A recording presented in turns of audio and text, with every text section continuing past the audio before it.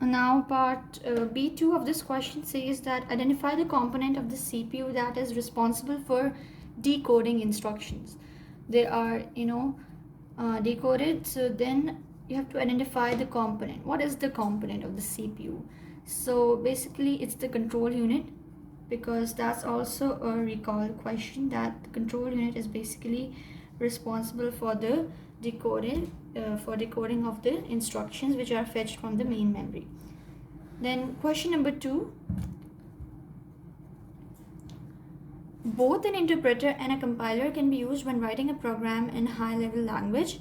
Explain why a programmer would make use of both an interpreter and a compiler. So it's basically you usually get questions of differentiation between these two, but here you need to tell the examiner that why it would make use of both an interpreter and a compiler. This is a 4-mark question, so you basically need 4 points which would justify your answer. So basically you could say that both would be used to translate high level language to low level language, because that's a similarity between them. So you can write that to translate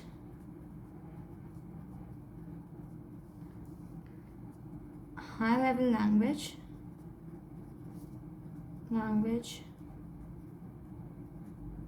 to low level language. Okay, low level language is understandable by the computer. Okay, and this is first point which you can write, and it's justified, I guess. So, and then you can also write that interpreter is used while you're writing the program, because it is used to debug the code line by line. Okay, so you can use an interpreter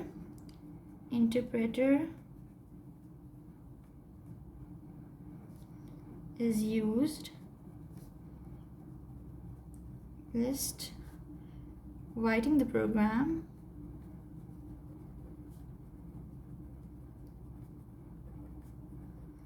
as it can be used to debug the code and line by line, because that's what is a fact. Okay, so I'll write it as it is used to debug the code line by line. Okay, the execution of the program stops as the interpreter encounters an error. It stops, then the error is corrected, and then the other execution starts. Okay, and compiler is used to create a separate executable file, so that the compiler is no longer needed. The code is then machine independent. So you can write that compiler is used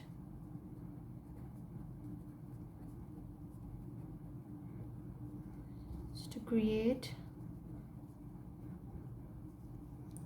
a separate file, a separate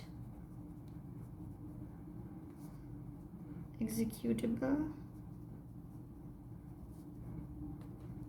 file, so that the compiler is no longer needed.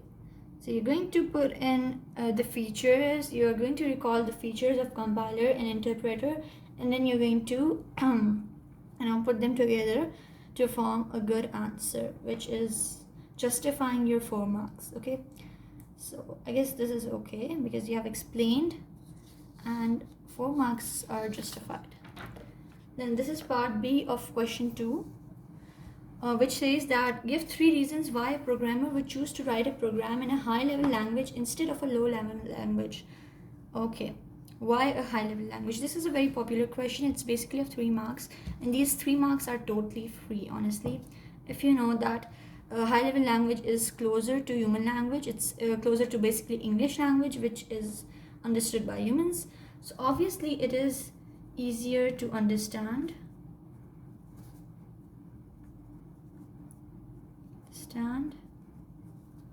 Okay, it is easier to debug.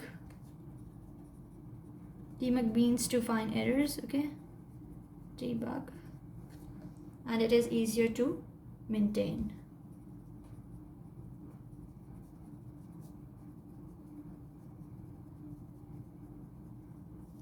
Okay, pretty simple. Now this is question number 3.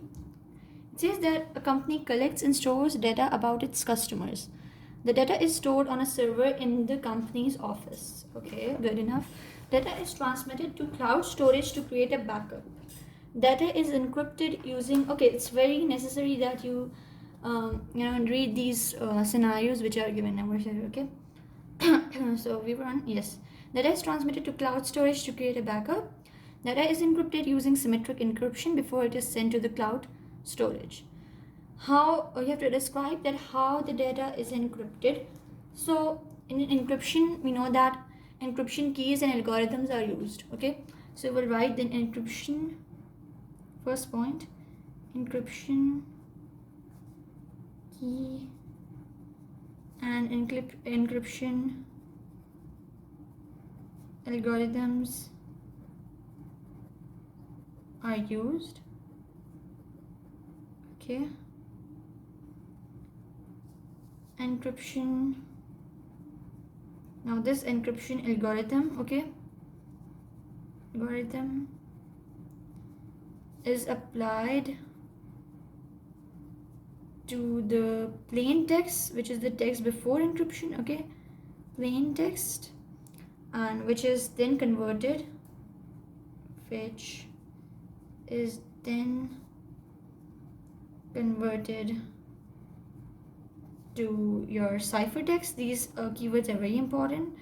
Okay, which are then converted to the ciphertext, and the same key, this is very important, that the same key is used, because this is a generic question of how data is encrypted. So you can always talk about the encryption keys and the encryption algorithms, which are then applied to the plain text, and then it is converted to the ciphertext, and same key is used to encrypt and decrypt the text. Now you cannot write here that encrypt and decrypt the message, because it is text, so you can write data is encrypted, right? Yeah, it's fine, because data has those texts and stuff. Okay, stores data about its customer. You can write data over here. Okay,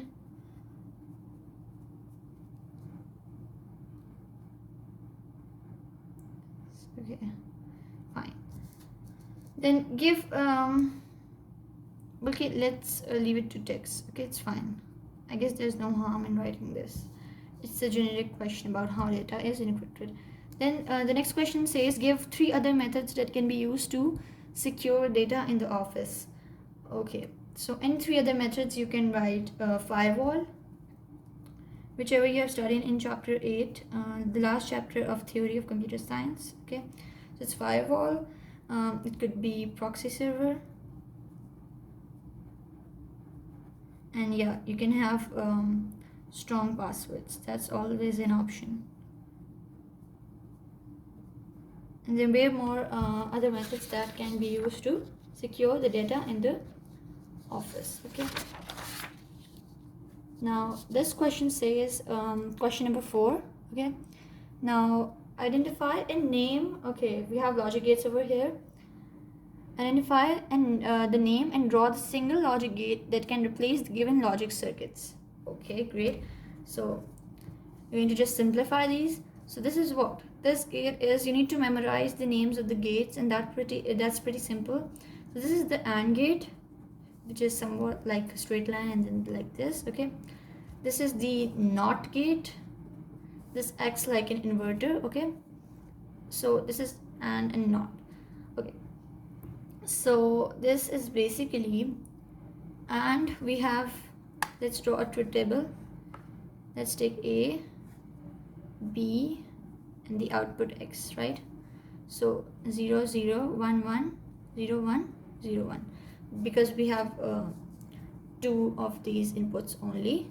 So we'll have 1 2 3 4 4 what do we call, combinations. Okay, because it's 2 to the power n. So we have, this is the input, so 2 to the power 2 is 4. So we're gonna have 4 combinations. Okay, so when we apply the AND gate, it would be what? AND means multiplying. You're multiplying, right? So 0 0 is a 0, so it's going to be 0.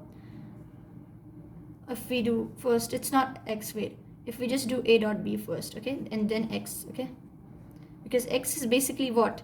It's a dot b bar, right? Bar is not, okay.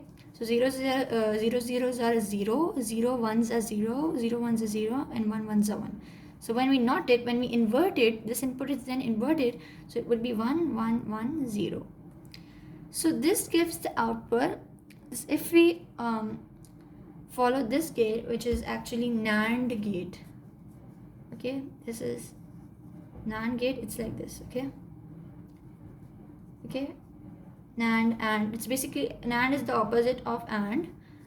It's a fact, but NAND gives the same output as this one, but it's a fact, okay, but I'm proving it, like how, okay.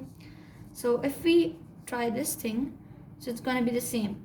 You're taking A, B as your input, and then output, let's take Y, okay.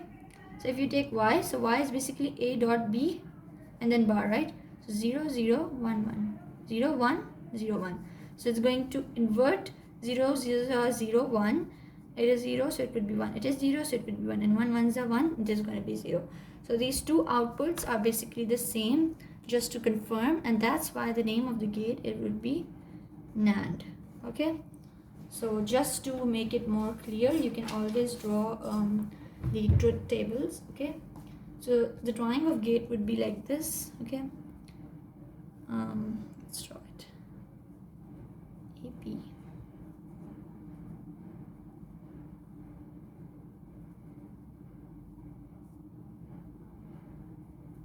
This is the X, okay. So this is what we have. Then the next gate is this one. This is OR gate, okay. OR means add.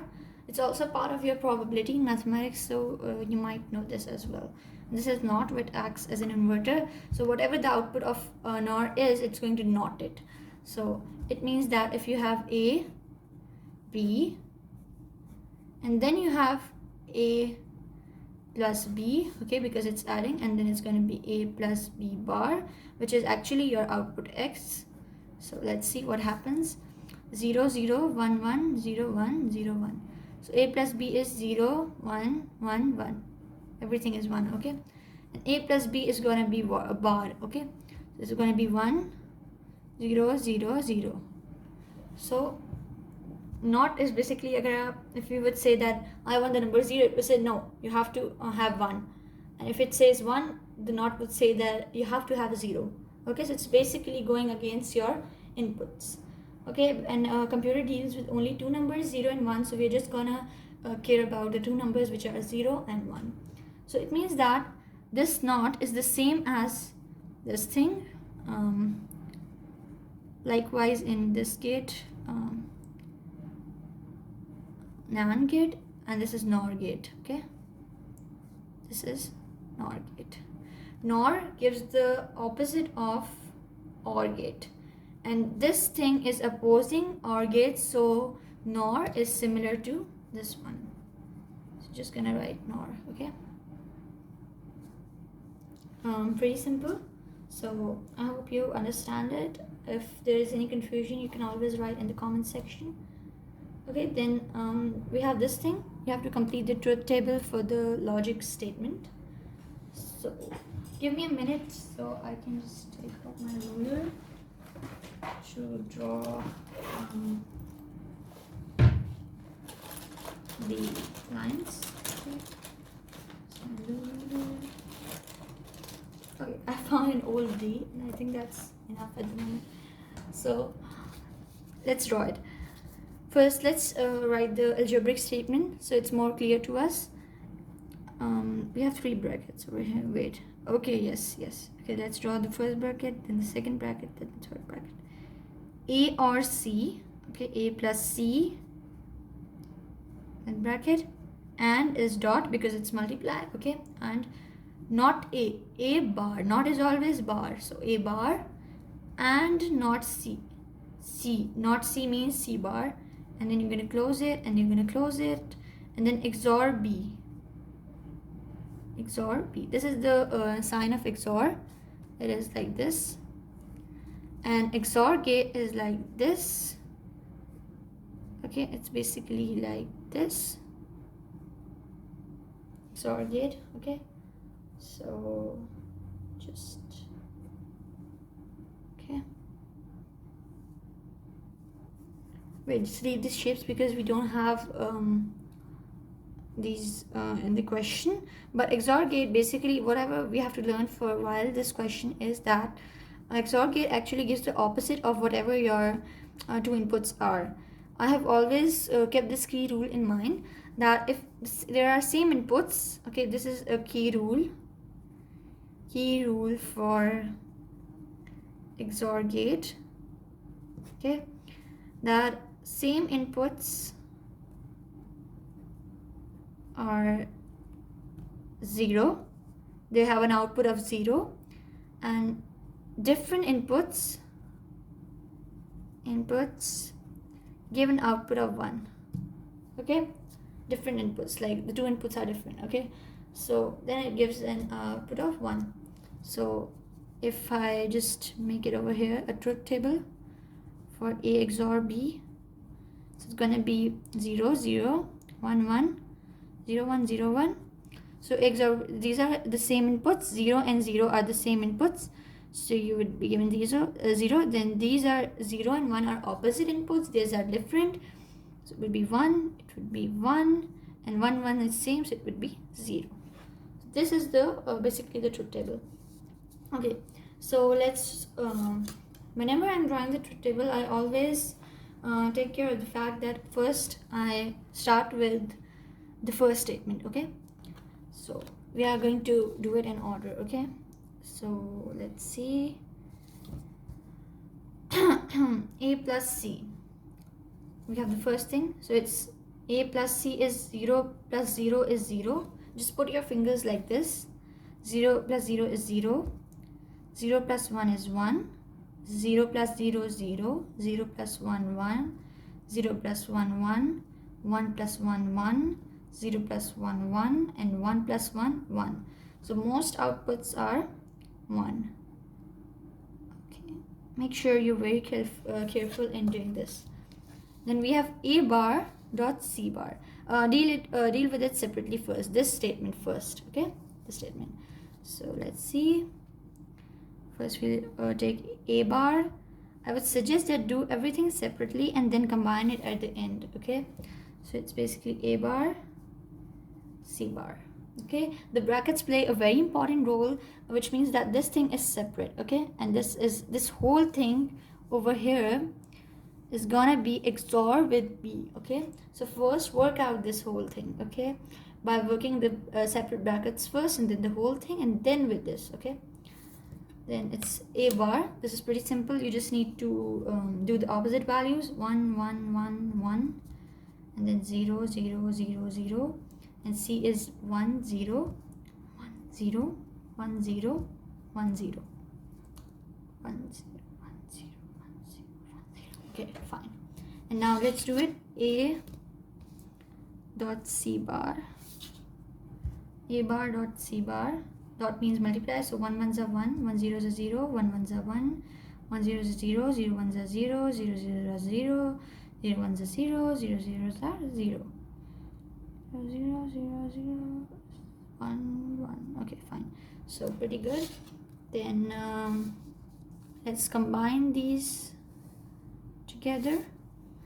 A plus C, we have already done this, dot A bar dot C. Okay, now multiply these both things. Put your fingers on it. 0 1s are 0, 0 1s are 0, 0 1s are 0, 0 1s are 0, 0 1s are 0, 0 1s are 0, 0 1s are 0, 0 1s are 0. Oh my god, you have all zeros.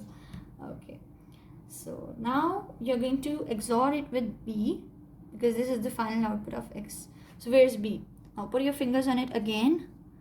This thing is, so same values, same inputs, so it's 0, and this is same as well, 0 and 0, so it's 0 Then you have again opposites, so it is opposite one, or different inputs. Okay, we have different inputs, so these are different, these are different, these are same, these are same, these are different, and these two are also different.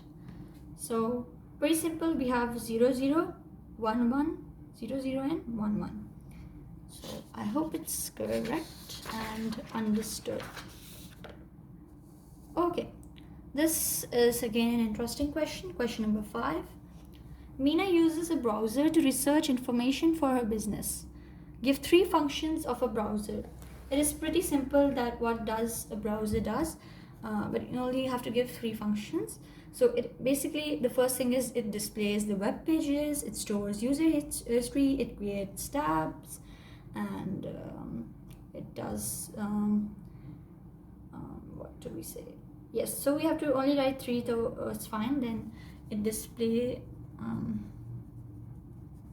your web pages, and then it stores user history, and it creates tabs. Okay, it manages the cookies as well. So I guess 3 is fine. Okay, don't write more than required. Okay, display web pages, store user history, create tabs. Okay, fine. So then Meena buys products for a business using the internet. The Transport Layer Security TLS protocol is used for transferring data when she buys products. One layer of TSL is the handshake layer. Handshake is basically what? You have to describe its purpose. So I've always learned handshake as it is, you're shaking hands with 2 people are shaking hands. So it's basically one thing is the web server. Okay, the second is the client. Okay, so the web server and the client are shaking their hands together. So purpose of the handshake layer is basically to carry out the authentication of both the web server and the client. Okay, because they are shaking hands, they are becoming friends. So it's number 1, it's carrying out the authentication of server and the client. It's 2 mark questions, so you need to have 2 purpose. So let's write the first purpose, that it carries out authentication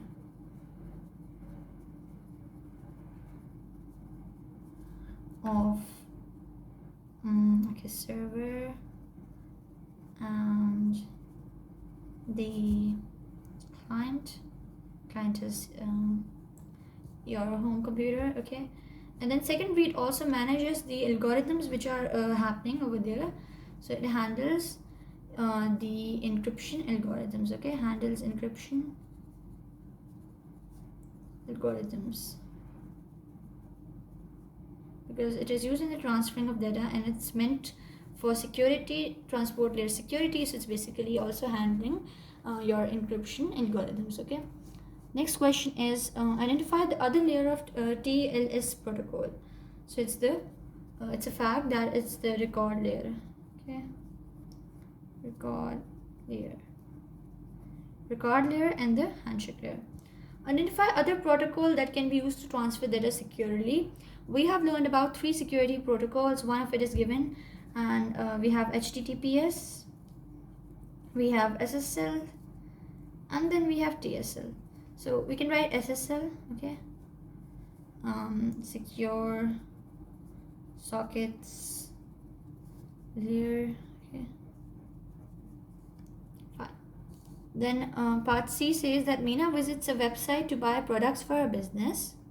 Okay, the browser uses a small file. Okay, it's a small file to store details of the products she views. Okay, store the details. This allows the website to display advertisements for other products she may like. Okay, it's basically storing user Meena's preferences. A small file, okay, this small file, okay, also stores the login details. So give the name of this type of file. It's basically cookies. because we often see this when we go on a website, that cookies are used to store your improve user experience. Okay, so it's basically cookies. Then it says 6 statements are given about touch screen technology. Okay, so tick to show if the statement applies to capacitive or resistive touch screen technology. Okay, so pretty simple. So it's related to your chapter number 5, input output devices, right? So let's check out that. What is it? Needs pressure to be applied to create a circuit.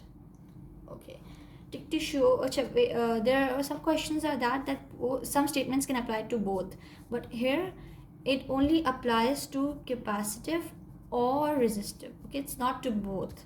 So make sure you don't tick on both of them. Needs pressure to be applied to create a circuit. Capacitive basically uses electrostatic properties of human hand. So when the finger touches the screen, the charge is transferred to the hand and stuff. So you don't need pressure for it.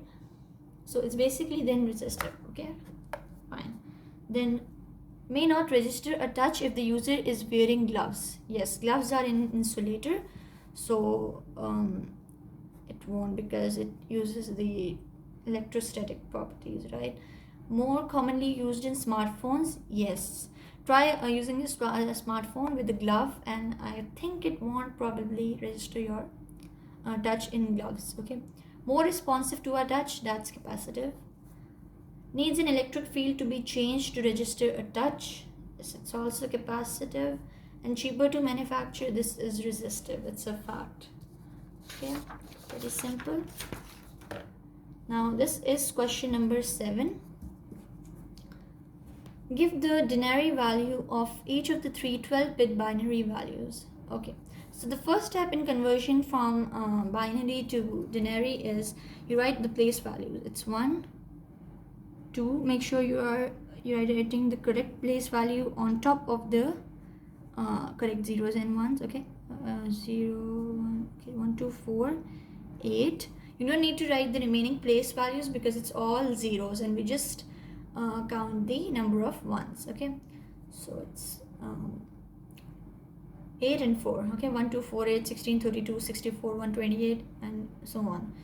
So it's we'll cancel the 0 values. It's basically just cancel them. So it would be 8 plus 4, which is 12. So 12 would be your answer over here. And then let's write the place values over here. 1, 2, 4, 8, 16, 32. Put an arrow over here. Then 64, 128. And leave the remaining 0 values. 1, 2, 4, 8, 16, 32, 64, 128. So we have these. We have the working space over here as well. So we have over here 128 plus 64. Yeah, I just have to take the 1 values. Okay, and 4, 5, 6, and we have 6, 128, 64, and 6. So 8 plus 4 is 12, and 12 plus 6 is 18. So 18, 6, 7, 8, 9. Okay, so it's basically 198. Then next is 1, 2, 4, 8, 16, 32, 64. Okay, 128. And after 128, it's everything is going to be multiplied by 2. So because 16 2s are 32, then 32 2s are 64, 64 2s are 128. So 128 2s are 2 is 16, is basically 256. So 256, yes, 256. And let's write it over here because I think it would mess up then. This is 256 2s are, it's 512, I guess. 2 6 are 12, 5 2 are 10, 11, 4 5, 512, yes. And it's multiplied by 2 2 4, it's 1024. Yes, 1024. 1024. So yes, 1024 plus, cancel out the 0 value, is okay, plus 128 plus 64 plus 1. Okay, fine. Let's do it with 65 then. Okay, carefully again. 1024, then 128, 64, and then 1. Okay, 65 we can. So 8 plus 5 is 13. 13 plus 4 is 17. Okay, 13 plus 4, 5, 6, 7, yes, 17. 2 plus 2, 4, 5, 6 plus 5 is 11. So 2, 1. So it's 1217. Okay. Now B part says that 12-bit binary values can be also represented as hexadecimal values. Okay. So give the hexadecimal value of the 12-bit binary value. Okay, the value is given and it is again a 3-mark question.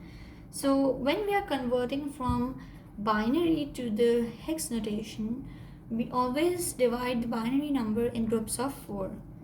So this is group of 4, this is group of 4, and this is group of, this is 12. So, and if for example this was not 12-bit, this was only this number, it was only 8-bit number, or only a 7-bit number, it was only this, for example. Okay, 101. So you could always, take 4 and take 3 over here and put 10 over here. So it's basically the 0 has no notation, but still for your convenience you can always put a 0 and infinite number of zeros at the back end. Okay, so we have 0 over here, so it is always 0. Okay, because we don't count 0 values. Then it is 1, 2, 4, 8. So it's 8 plus 4 is 12, and then 13, 14. Okay, so 14. So we have some hexadecimal digits, some letters from our ABCD, and they denote numbers above 10, 10 and above. Okay, so it's basically A, B, C, D, E, F. We have these 3, or you can always write them in your exam. A denotes 10, B is 11, 12, 13, 14, and 15. So let's check. We have over here 14. So 14 is what? E. So we have 0, E. And here 1, 2, 4, 8. So 8 plus 1 is 9. So 9 would be as it is. So it would be 0E9 as your hexadecimal value, which is basically also in your tickets, airway tickets. Okay. Question number 8. It says that Leonard has a new laser printer to print letters for his business. Leonard connects his printer to his computer using the USB port. Fine. Give 3 benefits of using the USB port to connect the printer to the computer. It's also a very popular question and a very easy question. Okay, so you have noticed that when you're fitting the USB cable, it fits only one way. You cannot fit in either way around. Okay, so this prevents your incorrect connections being made. So you can always write then in the benefit that it can be inserted in the incorrect way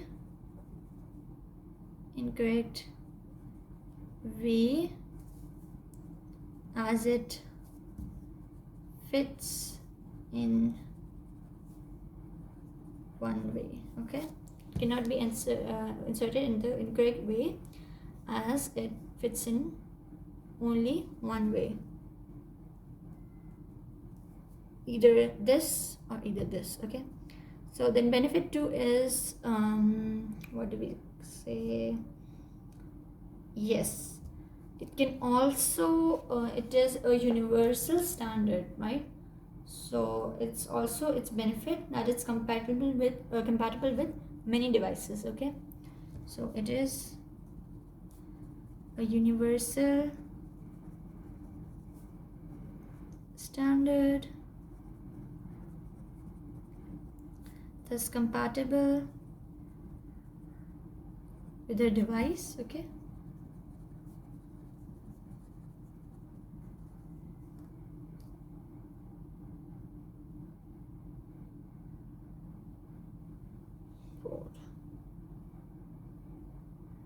and then benefit 3 is it automatically detects and if the correct device driver is installed. Okay, it automatically detects if the correct device driver is installed. Okay, so the three benefits are given and the 3 marks are justified.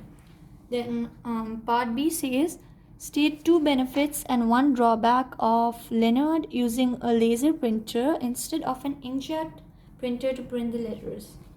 Okay, he's using a laser printer and instead of an inkjet printer. Okay, so benefit, you can say that it can print in high volumes.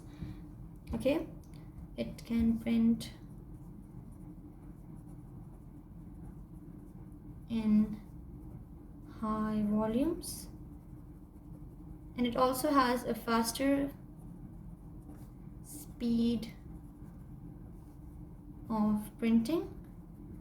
The drawback can be that the toner which is used in the cartridge okay, of the laser printer, it is expensive to buy because inkjet printer does not use the toner. Okay, so toner cartridge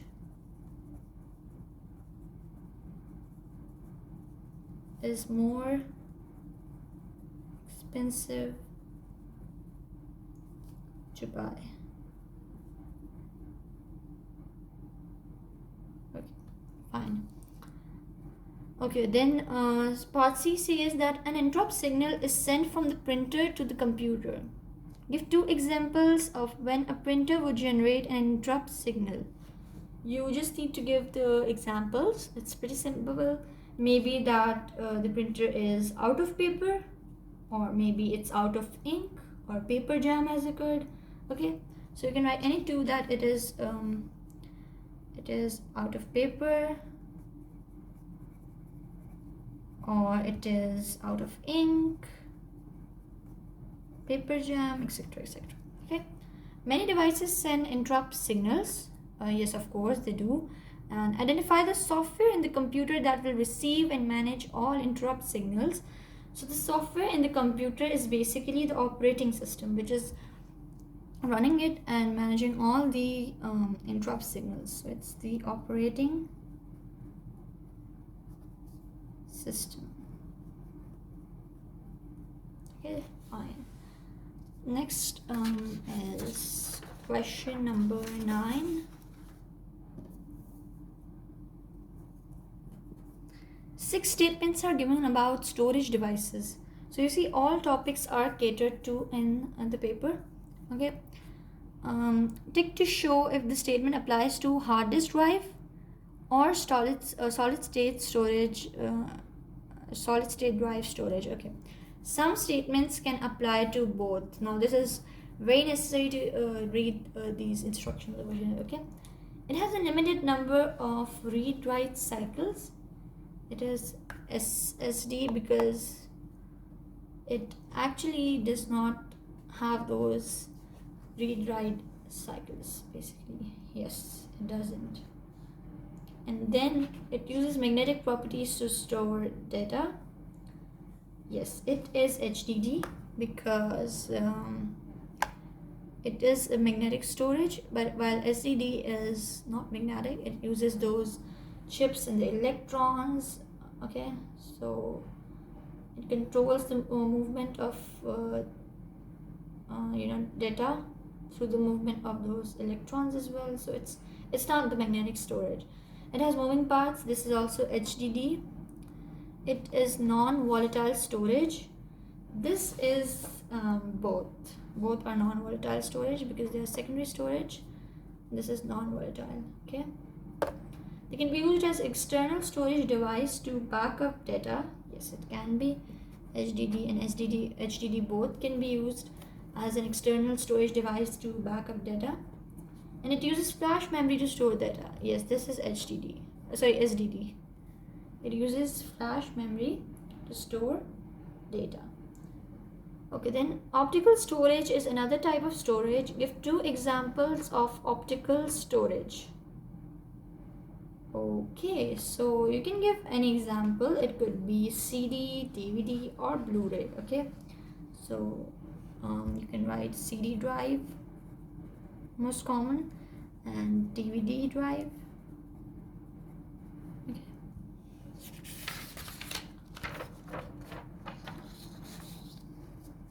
Okay, now this is question number 10.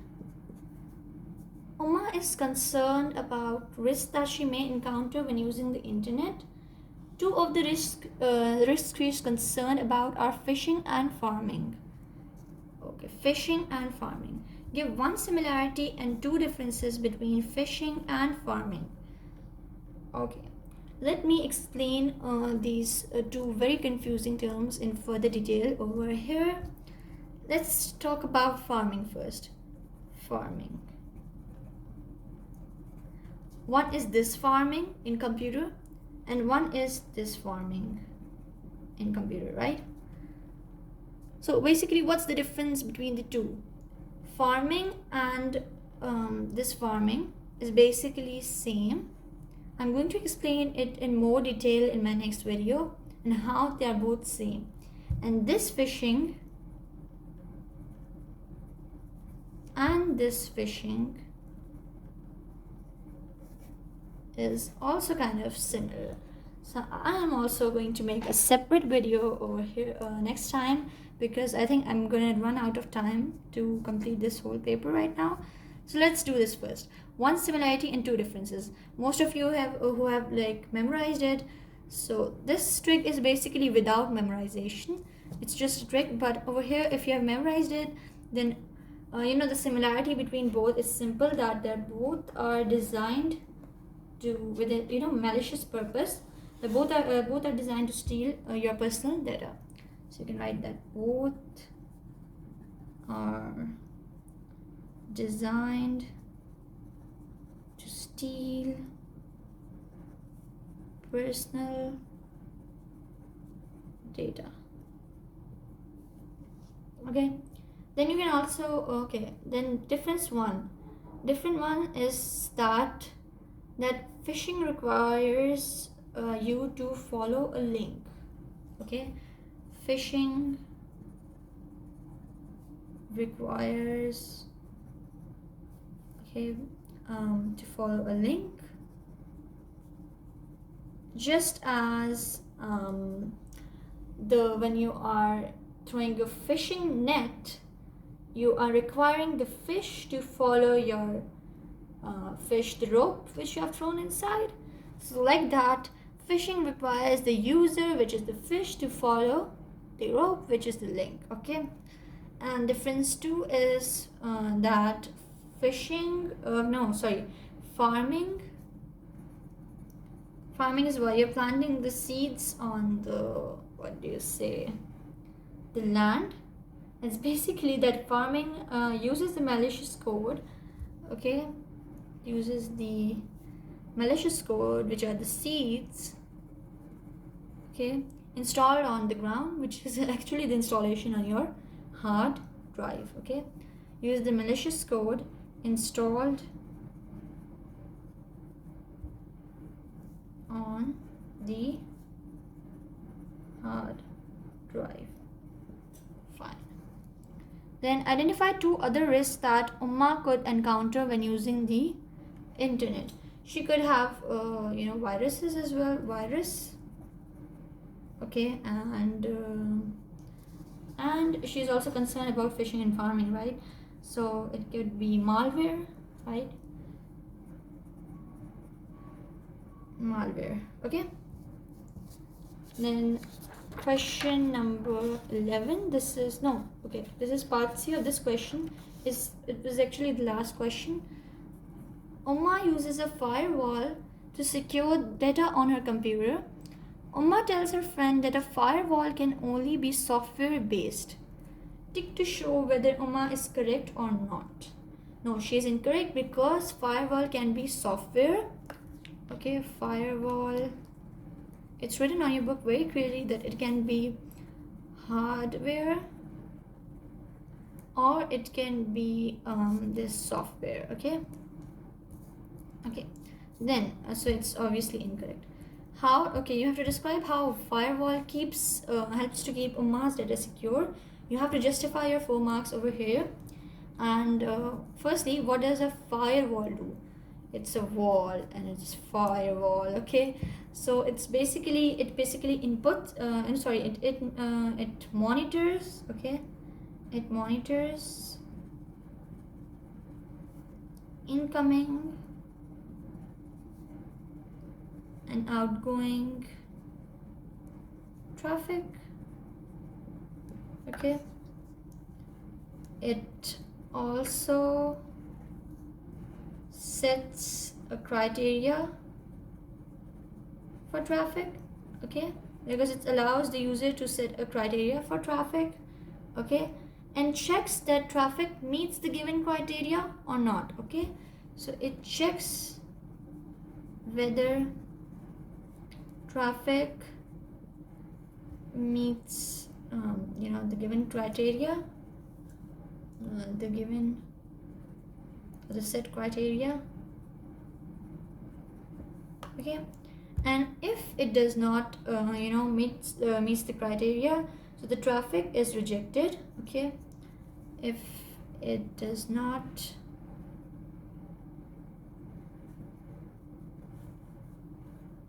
meets the criteria, that specific traffic is blocked. Okay, traffic is rejected.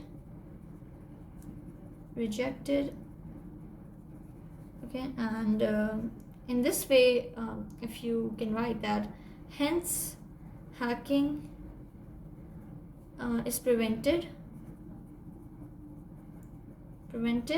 and even the denial of service attack is also prevented. Okay, so I guess this much it was okay for this. This was the paper of May-June 2020 on 2 to 110.